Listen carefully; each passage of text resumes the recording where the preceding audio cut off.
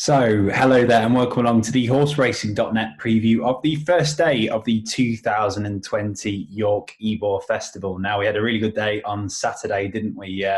5 winners on the ITV7 video. Hopefully, we can carry that form into what looks a really, really good week of racing at York. And if you are enjoying this content, please do like and subscribe, and head over to horseracing.net as well for all the latest news and previews on the sport this week at York. We've got an in-depth preview of the international stakes as well as a runner-by-runner guide, and that's where we're going to start because Wednesday's feature is the Group 1 contest, Juddmonte-sponsored international stakes. Just a 5 heading to post, but it's a stellar 5, isn't it? And Ghaiyyath is the 5-4 favourite here for Godolphin and Charlie Appleby, and that's because he's been flawless so far this season. 2 starts, 2 wins, both of those in Group 1 contests. Broke the track record when winning the Coronation Cup at Newmarket, and then took the scalp of a Nabil when winning the Coral Eclipse last time out. That is very strong form. It's easy to see why he is the 5-4 favourite, but I'd say that this is a tough ask for him. He's going to have his own way of things in front, but on form, he's pretty closely matched, I'd say, with some of these, and at 5-4, could well be worth taking him on at the prices. The second favourite is Lord North. He won the Prince of Wales Stakes, of course, at the Royal Ascot back in June. It was really impressive that day, the way he changed gear and pulled clear of last year's International Stakes winner Japan and the Dayab as well.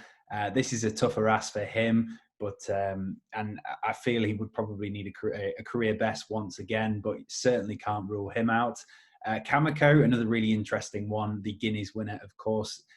Strictly, things haven't gone his way so far in 2 starts since, have they? He was 4th in a really muddling renewal of the Epsom Derby when he could potentially have had his stamina stretched as well, and then had nothing go his way again when filling the same place in the Sussex Stakes at Goodwood last time, travelling really well, but caught in traffic, could only finish 4th. But all the thoughts around this one is that 1.25 miles is his best trip. The connections have been eyeing this race up for some time. He's going to receive a considerable amount of weight from the field here. His older rivals, he will get £7 from those, if my maths is correct.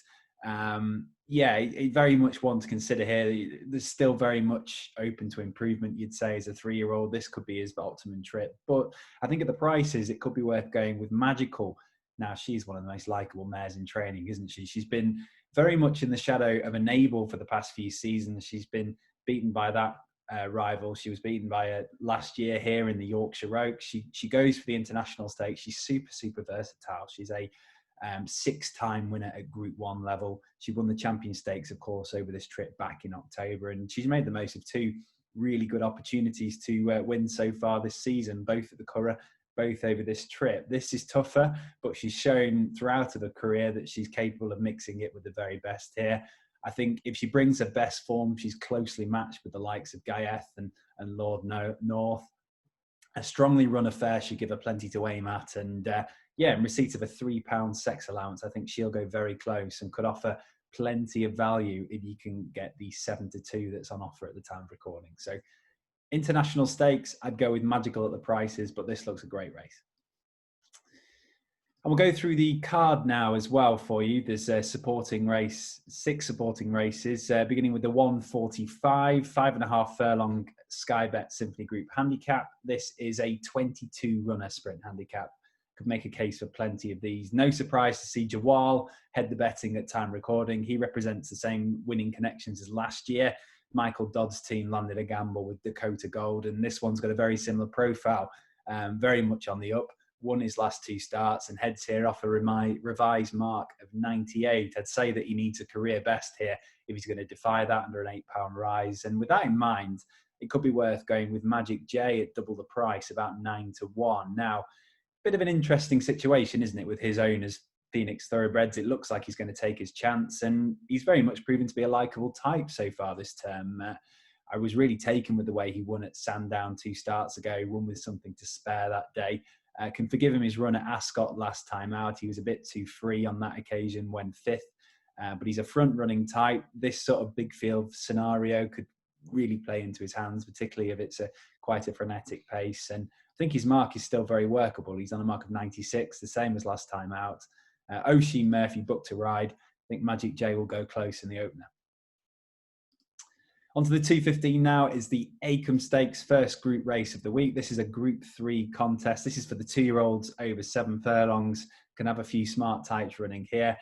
And I'd say that favourites do have a pretty poor record in this race. It's worth noting 3 of the last 10 have only been won by favourites. But I think it's very difficult to look past Cloudbridge here. Represents powerful connections, Godolphin owned, Charlie Appleby trained, and nice pedigree as well. The son of a listed winner in Hard Spun, Peace Camp, sorry. And thought he did really well on debut. Readily pulled clear of the field late on at Leicester. Took a while to get going that day, but that form has been boosted since. And the further he went, the better he looked, Cloudbridge. The third has won since from that race, so it's working out really well. Strikes me as the type that can prove himself to be a smart juvenile this year. Very much deserves his chance in Group Company. I think he's the one to beat, and the market sign suggests that he could be a very smart juvenile this season.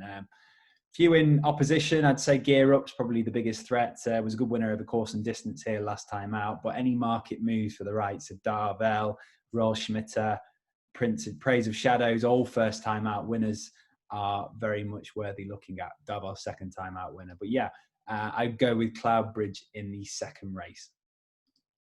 245 now. This is the Group 2 Great Voltigeur Stakes. As you'll know, this is a trial for the St. Leger.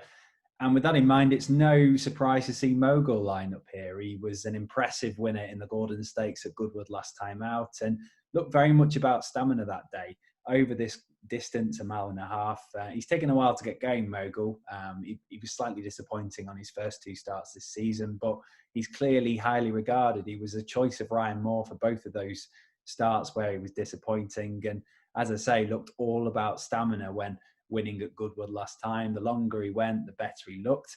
I think he is an every inch of St. Leger type. Whether he's quite as good as Santiago, well, we'll find out both here and next month at Doncaster. But I think there could be more to come from him yet, particularly when you consider that he's a full brother to Japan, who won last year's international stakes. And everything seems to be clicking into place now with Mogul. I think he can take another step forward here and win again. Both Highland Chief and Subjectivist were behind him at the Goodwood. No reason to see why they could overturn the form here. Pile Driver is an interesting type. Won at Royal Ascot, if you remember. Didn't quite show it in the Derby, but don't think he's one to give up on just yet. Could offer some value at a double-figure price. And very much worth keeping an eye on Derayan as well. Comes from an impeccable family. He's a full brother to the likes of Tudan Hot, Latidar and Somidar, and cost a eye-watering 3.5 million guineas as a yearling. He's looked really special so far in his 2 starts for John Gosden and Guitar Racing. Won 2 minor races in really good style at Newmarket last month. Oisin Murphy booked. He could be anything, but I think it's worth going with proven form here. Mogul is going to be a tough nut to crack. Okay, we've talked about the international stakes. We'll jump to race number 5. This is the 3:45 at York. It's a Stayers handicap, Sky Bet handicap, 17 due to go to post. I think this is wide open. Solo saxophone's been a bit of a revelation so far this season for Ben Haslam. The son of Frankel, you might remember, was Frankel's first ever winner over Timber. He's racked up a hat-trick of wins so far this campaign. He ran perfectly well last time out, but looks pretty much weighted right now. Volcanic Skies, another one in really good heart. Make My Day is open to plenty of improvement yet, but I think the way to go here is with Monsieur Lambray. Really convincing winner over course and distance here last month. Struck me as one who was potentially ahead of his mark. He pulled clear really convincingly, and he's up £8 here, but fancy him to keep the ball rolling and defy that rise.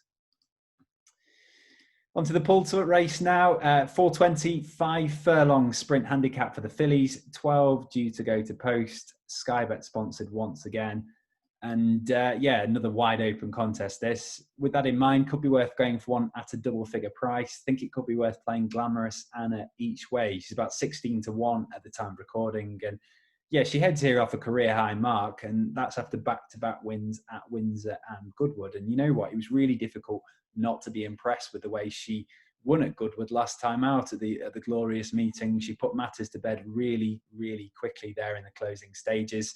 She's going to need a career best to defy this mark, but She's a really straightforward type. She's a prominent racer. I think she'll be there from the offset. If she can hold her position, it isn't difficult to see her fighting things out late on. Could well hit the frame, if not win it at about 16-1 Glamorous Anna. Okay, last race is the 450. This is a Nursery, Skybet sponsored once again. 13 runners go to post for this 6 furlong race. It's a handicap for the 2-year-olds.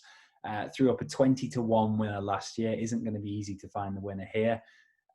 Churchill Bay is the favourite, still a maiden after 2 starts, but looks to be on a pretty decent opening mark of 84 for the Clive Cox team. Ran well to finish second at Ascot last time out, only beaten ahead. He's worth considering. Cairn Island looked at potentially useful when winning at Ayr last time. And Line of Departure, another one in really good form, picked up back-to-back wins already in this sphere.